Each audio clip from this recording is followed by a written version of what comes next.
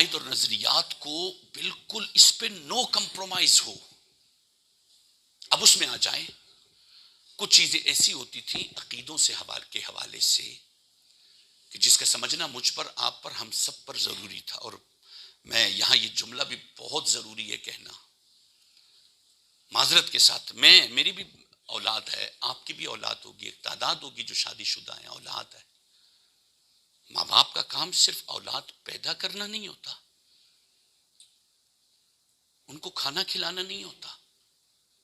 ماں باپ کا سب سے بڑا فرض ہوتا ہے اپنی اولاد کے عقیدے بچانا، عقائد بچانا، نظریہ بچانا. عقیدہ ہی بگڑ گیا پھر تو کسے ہی ختم ہو جائے گا. معذرت کے ساتھ ابھی ہمارے ماں باپ سے ہمیں عقیدہ نہیں مل رہا.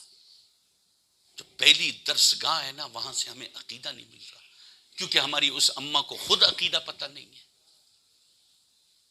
ہمارے ابا کو عقیدہ پتہ نہیں ہے. ٹھیک ہے، رزق ہم ہے نا، مرد الرجال قوامون علی النساء، مرد عورتوں پر حاکم ہے.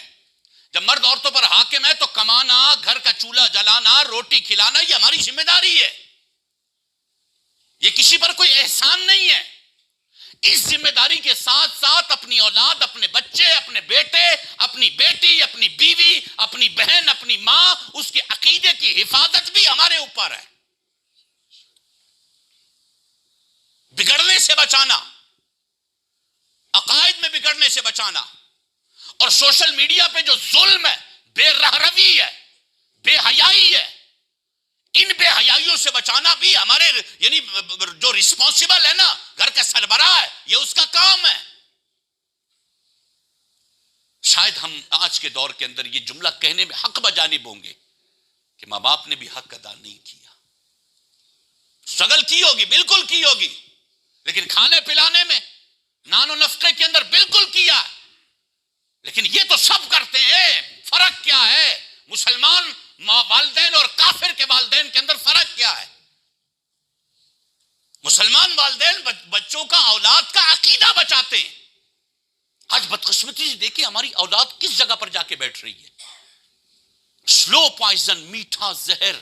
عقیدے بگڑتے گئے، نظریے بگڑتے گئے، سوچ بگڑتی گئی، اور ہمارے نزدیک تو وہ کوئی اہمیت رکھتا نہیں ہے، لہذا نو پرابلم، خیر ہے.